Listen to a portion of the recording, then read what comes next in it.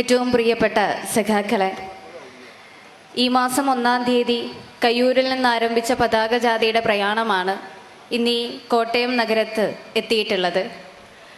നേരത്തെ സൂചിപ്പിച്ചതുപോലെ പാർട്ടി കോൺഗ്രസിന് മുന്നോടിയായി കൊല്ലത്ത് നടക്കുന്ന പാർട്ടിയുടെ സംസ്ഥാന സമ്മേളന നഗരിയിലേക്ക് ഉയർത്താനുള്ള രക്തപതാകയുടെ പ്രയാണമാണ് ധീരരക്തസാക്ഷികളായ കയ്യൂരിലെ രക്തസാക്ഷികളുടെ മണ്ണിൽ നിന്നും പ്രയാണം ആരംഭിച്ചിട്ടുള്ളത് എന്ന് നിങ്ങൾ അറിഞ്ഞിട്ടുണ്ട്.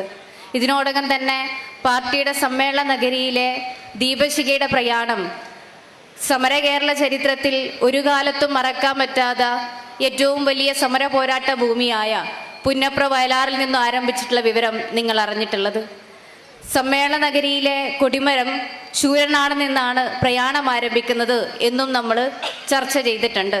പ്രിയപ്പെട്ട സഖാക്കളെ, പാർട്ടി ഇന്ന് നിലനിൽക്കുന്ന എല്ലാവിധ സാമൂഹിക രാഷ്ട്രീയ പ്രശ്നങ്ങളെയും അഭിസംബോധന ചെയ്തുകൊണ്ട് ഇന്നത്തെ കാലത്തെ തീരുമാനങ്ങൾ ഏറ്റെടുക്കാൻ ജനങ്ങളെ ബാധിക്കുന്ന സകലമാന നയങ്ങളും കടമകളും ഉത്തരവാദിത്വത്തോടു കൂടി ഏറ്റെടുക്കാൻ വേണ്ടി സമ്മേളനത്തിലേക്ക് കടക്കുമ്പോൾ ആ ഉത്തരവാദിത്തങ്ങളൊക്കെയും കഴിഞ്ഞ പോരാട്ടത്തിൻ്റെ വീറുറ്റ അനുഭവങ്ങളെ ചേർത്ത് വെച്ചായിരിക്കും എന്നാണ് ഈ ജാഥകളിലൊക്കെയും ആവർത്തിച്ച് പ്രഖ്യാപിക്കുന്നത്.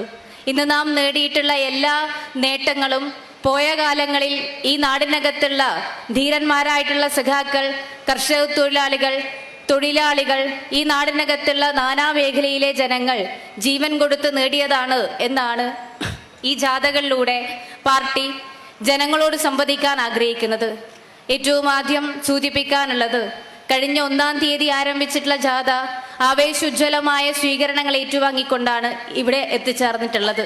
ജാഥ കടന്നു വരുന്ന വഴികളിലൊക്കെയും ഞങ്ങളെ പ്രത്യാശയോടുകൂടി പ്രതീക്ഷയോടുകൂടി എതിരേൽക്കുന്ന അനേകായിരങ്ങളെ കണ്ടിട്ടാണ് ഞങ്ങൾ ഈ ജാഥയുടെ സ്വീകരണവുമായി ഇങ്ങോട്ടെത്തിയിട്ടുള്ളത്. നേരത്തെ സൂചിപ്പിച്ചതുപോലെ ഇന്ന് ജീവിച്ചിരിക്കുമായിരുന്നെങ്കിൽ കോട്ടയത്തിൻ്റെ അതിർത്തിയിലെത്തുമ്പോൾ ഏറ്റവും മുൻനിരയിൽ നിന്ന് മുദ്രാവാക്യം വിളിച്ച് ഞങ്ങളെ സ്വീകരിക്കേണ്ടിയിരുന്ന പ്രിയപ്പെട്ട സഖാവ് റസലേട്ടൻ്റെ വിയോഗ വാർത്ത മറികടക്കാനാവാതെയാണ് നിങ്ങൾ മുഴുവൻ സഖാക്കളും ഇവിടെ എത്തിച്ചേർന്നിട്ടുള്ളത്. റസൽ സഖാവിൻ്റെ ജീവിതം മുഴുവനും ഞങ്ങൾ വരുംകാല പോരാട്ടത്തിൻ്റെ ഉജ്ജ്വല മാതൃകയായി ഏറ്റെടുക്കുമെന്നാണ് ഈ ജാഥയുടെ മുൻനിരയിൽ നിന്ന് നിങ്ങൾ ഏറ്റുവിളിച്ചിട്ടുണ്ടായിരുന്നത്. പ്രിയപ്പെട്ട സഖാക്കളെ, വൈകാരികമായിട്ടുള്ള ഈ സ്വീകരണം റസൽ സഖാവിനെ ചേർത്ത് വെച്ചുകൊണ്ടുള്ള അദ്ദേഹത്തിൻ്റെ പോരാട്ടത്തെ പിൻപറ്റിക്കൊണ്ടുള്ള നിങ്ങളുടെ ഈ ഉജ്ജ്വലമായ സ്വീകരണത്തിന് എല്ലാ കാലത്തും ഞങ്ങളുടെ നന്ദിയും കടപ്പാടും രേഖപ്പെടുത്തുകയാണ്. ഈ സ്വീകരണം ജാഥയിലുടനീളം ഞങ്ങൾക്ക് ആവേശം നൽകും എന്നാദ്യമായി സൂചിപ്പിച്ചു പോവുകയാണ്. പാർട്ടിയുടെ ഉത്തരവാദിത്തങ്ങളെ പറ്റിയോ പാർട്ടി ഇന്ന് നേരിടുന്ന സവിശേഷമായ പ്രതിസന്ധികളെക്കുറിച്ചോ സവിസ്തരമായി സംസാരിക്കാൻ ആഗ്രഹിക്കുന്നില്ല. എനിക്ക് ശേഷം സംസാരിക്കുന്ന സഖാക്കൾ, ജാഥ ലീഡർ ഉൾപ്പെടെ മാനേജർ ഉൾപ്പെടെ വളരെ വിശദമായിട്ട് സംസാരിക്കും. ഇന്ന് രാജ്യത്തും ലോകത്തും നേരിടുന്ന സകലമാന വിഷയങ്ങളും ചർച്ച ചെയ്തുകൊണ്ടാണ് നമ്മുടെ പ്രാദേശിക സമ്മേളനങ്ങൾ പോലും പൂർത്തീകരിച്ചത് എന്ന് പറയേണ്ടതില്ലല്ലോ. ബ്രാഞ്ച് സമ്മേളനങ്ങൾ തൊട്ട് പാലസ്തീനും മണിപ്പൂരും ഉൾപ്പെടെ ലോകത്ത് നേരിടുന്ന സകലമാന വർഗീയ അല്ലെങ്കിൽ അധിനിവേശ ശക്തികളുടെ എല്ലാവിധ അടിച്ചമർത്തലിനെതിരായിട്ടും ചർച്ചകൾ നടത്തിക്കൊണ്ടാണ് നമ്മുടെ പ്രാദേശിക സമ്മേളനങ്ങൾ പോലും നാം സംഘടിപ്പിച്ച് മുന്നോട്ടേക്ക് വന്നിട്ടുള്ളത്.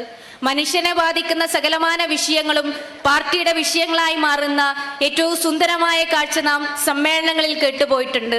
അവിടങ്ങളിൽ ആദ്യാവസാനം നാം വിളിച്ച മുദ്രാവാക്യം സാമ്രാജ്യത്വം തുലയട്ടെ, സോഷ്യലിസം പുലരട്ടെ എന്നായിരുന്നു. കയ്യൂരിൽ നിന്ന് ജാഥ ആരംഭിക്കുമ്പോൾ ആ മുദ്രാവാക്യത്തിന്റെ പ്രസക്തി ഏറെയാണ് എന്ന് നാം തിരിച്ചറിയണം.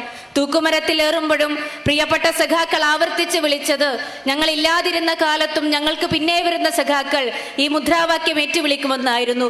കയ്യൂരിൽ നിന്നുള്ള പതാക ജാഥ, ഈ പതാക ഞങ്ങൾ സ്വീകരിക്കുമ്പോഴും ജാഥ ഇങ്ങനെ കോട്ടയത്തേക്ക് എത്തുന്ന സമയത്തൊക്കെയും ഞങ്ങൾ കേട്ട മുദ്രാവാക്യവും സോഷ്യലിസം പുലരുന്ന സുന്ദരമായ ലോകത്തിന് വേണ്ടി ഞങ്ങൾ ഈ തെരുവോരത്ത് സംഘടിക്കുമെന്ന ഒരു കൂട്ടം തൊഴിലാളികളുടെ, ഈ നാടിനകത്തുള്ള സഖാക്കളുടെ ഉജ്ജ്വലമായ മുദ്രാവാക്യമായിരുന്നു. ഇത്തരത്തിൽ ചരിത്രബോധത്തോടു കൂടിയാണ് പാർട്ടി ഇന്നത്തെ വിഷയങ്ങൾ ഓരോന്നും പരിശോധിക്കുന്നത്. ഇന്ന് രാജ്യത്ത് നിലനിൽക്കുന്ന വർഗീയ ഭരണകൂടത്തിന്റെ ജനവിരുദ്ധമായ നയങ്ങളെ പറ്റിയും സവിസ്തരമായി സംസാരിക്കേണ്ട വേദിയല്ല ഇത് എന്ന നല്ല ധാരണയുണ്ട്. കേരളത്തിനകത്ത് ഈ സവിശേഷമായ സാഹചര്യങ്ങളോടൊക്കെ പടപൊരുതിക്കൊണ്ടാണ് ജനകീയ സർക്കാർ വികസന പ്രവർത്തനങ്ങളുമായി മുന്നോട്ടേക്ക് പോകുന്നത്. ഇന്നും നിങ്ങൾ കാണുന്നുണ്ടാകും ആ സർക്കാർ ഏറ്റവും മാതൃകാപരമായി ലോകത്തിന് മാതൃകയാവുന്ന തരത്തിൽ കേരളം എന്ന കൊച്ചു സംസ്ഥാനത്തെ മുന്നോട്ടേക്ക് കൊണ്ടുവരുമ്പോൾ ആ ഇടപെടലുകളെ ഇല്ലാതാക്കാനുള്ള സജീവ ശ്രമങ്ങൾ വലതുമാധ്യമങ്ങളെ ഉപയോഗപ്പെടുത്തിക്കൊണ്ട് പ്രതിപക്ഷം നടത്തുന്നത് നമ്മൾ ഓരോരുത്തരും കണ്ടുപോവുകയാണ്. സമര നാടകങ്ങൾ നാം കണ്ടുപോവുകയാണ്, അതിലേക്കും പോവുകയല്ല. പക്ഷേ ഈ ആക്രമണങ്ങളൊക്കെയും കേരളത്തിന്റെ ചരിത്രത്തിൽ അല്ലെങ്കിൽ ഇന്ത്യയുടെ ചരിത്രത്തിൽ എപ്പോഴും കമ്മ്യൂണിസ്റ്റ് പാർട്ടി നേരിട്ടിട്ടുണ്ടായിരുന്നു എന്നുള്ള ചരിത്രം നാം വിസ്മരിക്കരുത്.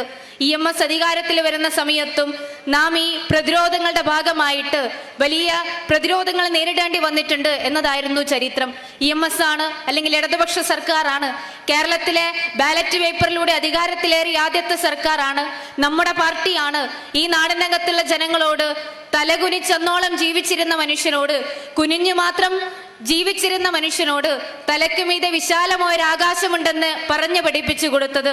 തല ഉയർത്തി ചോദ്യം ചെയ്യാനും ചോദ്യങ്ങൾ ചോദിക്കാനും നിവർന്നു നിന്ന് അവകാശങ്ങൾക്ക് വേണ്ടി പടപൊരുതാനും പഠിപ്പിച്ചു കൊടുത്ത പാർട്ടിയുടെ പ്രവർത്തകരായിട്ടാണ് നാം ഈ കാലത്ത് മുന്നോട്ടേക്ക് വരുന്നത്. അന്ന് EMS പറഞ്ഞതും ഇന്ന് പിണറായിയുടെ നേതൃത്വത്തിലെ സർക്കാർ പറയുന്നതും ഇടതുപക്ഷ സർക്കാരും പറയുന്നത് ഞങ്ങളൊരു പുതിയ കേരളത്തെ ജനങ്ങൾക്ക് സമ്മാനിക്കുമെന്നാണ്. അതൊരു വലിയ കാഴ്ചപ്പാടാണ്.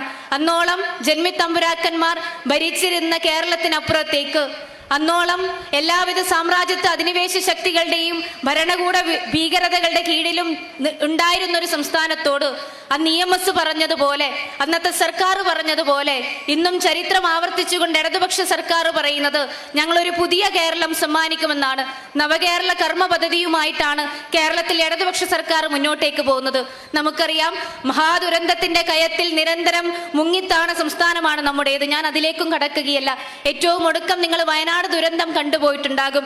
മനസാക്ഷി മരിക്കാതെ മനുഷ്യന് ഒരിക്കലും നോക്കി നിൽക്കാൻ പറ്റാതെ അല്ലെങ്കിൽ മനസ്സിന് വേദന സമ്മാനിക്കുന്നിടമായിട്ട് നമ്മുടെ വയനാട് മാറിയിട്ടുണ്ടായിരുന്നു. ഒരു രാവിരുണ്ട് പുലരുമ്പോഴേക്കും മണ്ണിനടിയിലേക്ക് ഒരു കൂട്ടം മനുഷ്യര് കാണാതായി പോയ ഇന്ത്യ കണ്ട ഏറ്റവും വലിയ മഹാദുരന്തമായിട്ട് വയനാട് മാറുമ്പോഴും എന്താണ് കേന്ദ്ര സർക്കാർ ആ ദുരന്തത്തോട് കാണിച്ച നെറികേട് എന്ന് നാം ചർച്ച ചെയ്തിട്ടുണ്ട്. കേരളത്തിലെ പാർട്ടി കഴിഞ്ഞ ദിവസങ്ങളിൽ കാൽനട ജാഥ സംഘടിപ്പിച്ചും 10,000ങ്ങളെ അണിനിരത്തി ഉപരോധ സമരങ്ങൾ സംഘടിപ്പിച്ചും ദുരിതബാധിതർക്ക് വേണ്ടി നിരന്തരം ശബ്ദിച്ചുകൊണ്ടിരിക്കുകയാണ്. ആ അവസരങ്ങളിലൊക്കെ ഈ മുഖം തിരിച്ച മനോഭാവമാണ് കേന്ദ്ര സർക്കാരും ഈ നാടിനകത്തുള്ള കോൺഗ്രസും മാധ്യമങ്ങളും ഏറ്റെടുക്കുന്നത് എന്ന് നമ്മൾ തിരിച്ചറിയണം. മാധ്യമങ്ങൾ ഒരു ഘട്ടത്തിൽ ഒരു രൂപ പോലും മുഖ്യമന്ത്രിയുടെ ദുരിതാശ്വാസ നിധിയിൽ നിങ്ങൾ സംഭാവന ചെയ്യരുത് എന്ന് പറയുന്ന നെറികേടിനടക്കം നാം സാക്ഷിയായിട്ടുണ്ട്. ഇത്തരത്തിൽ എല്ലാവിധ പ്രതിരോധങ്ങളും തരണം ചെയ്തുകൊണ്ട് മുന്നോട്ടേക്ക് പോകുന്ന നമ്മുടെ സർക്കാരിനെ കൂടുതൽ കൂടുതൽ ജനകീയമാക്കുന്നതിന് വേണ്ടിയിട്ട് സർക്കാരിന്റെ എല്ലാവിധ കർമ്മ പദ്ധതികളെയും കൂടുതൽ ജനങ്ങളിലേക്ക് എത്തിക്കുന്നതിന് വേണ്ടി ജനകീയ ഇടപെടലുകളുടെ കേന്ദ്രമായിട്ട് സർക്കാരിനെ മാറ്റിത്തീർക്കുന്നതിന് വേണ്ടിയിട്ടാണ് നമ്മുടെ പാർട്ടി സമ്മേളനവും അവസരമൊരുക്കുന്നത് എന്ന് നമ്മുടെ നേതൃത്വം, പാർട്ടിയുടെ നേതൃത്വം ഇതിനോടകം തന്നെ പ്രഖ്യാപിച്ചിട്ടുണ്ട്. തീർച്ചയായും കഴിഞ്ഞ എറണാകുളത്തെ സംസ്ഥാന സമ്മേളനം ഉയർത്തിപ്പിടിച്ചതുപോലെ നവകേരളത്തിനായുള്ള കർമ്മ പദ്ധതികൾ, പുതിയ വഴിത്താരകൾ തുറന്നു വെക്കുന്ന വിശാലമായ ചർച്ചകളുടെ കേന്ദ്രമായിട്ട് നമ്മുടെ സംസ്ഥാന സമ്മേളനം മാറും എന്നതിൽ തർക്കമില്ല. മറ്റ് വികസന പ്രവർത്തനങ്ങളെ കുറിച്ച് ഞാൻ ആവർത്തിക്കേണ്ടതില്ല, സമയം അവസാനിക്കാറായി. ഒന്ന് മാത്രം പറയാം, രാജ്യത്ത് വർഗീയ കലാപങ്ങളും മതസാമുദായിക സംഘർഷങ്ങളും നടക്കുന്ന കാലത്ത്, വർഗീയതയുടെ പേരിൽ മനുഷ്യരുടെ വീടുകൾ ബുൾഡോസർ ഉപയോഗപ്പെടുത്തി തരിശു ചെയ്യപ്പെടുന്ന കാലത്താണ് 4 ലക്ഷത്തോളം വീടുകൾ ഈ നാടിനകത്തുള്ള നിരാലംബരായ മനുഷ്യർക്ക് വെച്ചുകൊടുക്കുന്ന സർക്കാരായിട്ട് നമ്മുടെ സർക്കാർ മാറുന്നത്. ഈ നാടിനകത്ത് മേൽവിലാസങ്ങളില്ലാത്ത മനുഷ്യരോട്, ചൂണ്ടിക്കാണിക്കാൻ വീടില്ലാതെ സ്ഥലമില്ലാത്ത മനുഷ്യരോട്, മഴയത്തും വെയിലത്തും തലചായ്ക്കാൻ പാർപ്പിടങ്ങളില്ലാത്ത മനുഷ്യരോട് നിങ്ങൾക്ക് ഞങ്ങളിതാ പുതിയ വീട് വെച്ചു തരാമെന്ന് പ്രഖ്യാപിക്കുന്ന സർക്കാർ, ആ പ്രഖ്യാപനത്തെ ഏറ്റവും നന്നായി പ്രാവർത്തികമാക്കാൻ മുന്നോട്ടേക്ക് വന്ന സർക്കാർ. നോക്കണം സഖാക്കളെ, ലോകത്തെവിടെയെങ്കിലും ഒരു സർക്കാർ ഭവന നിർമ്മാണ പദ്ധതിക്ക് ജീവിതമെന്ന് പേര് കൊടുത്തിട്ടുണ്ടാകുമോ? ലൈഫ് എന്നായിരുന്നു പദ്ധതിയുടെ പേര്.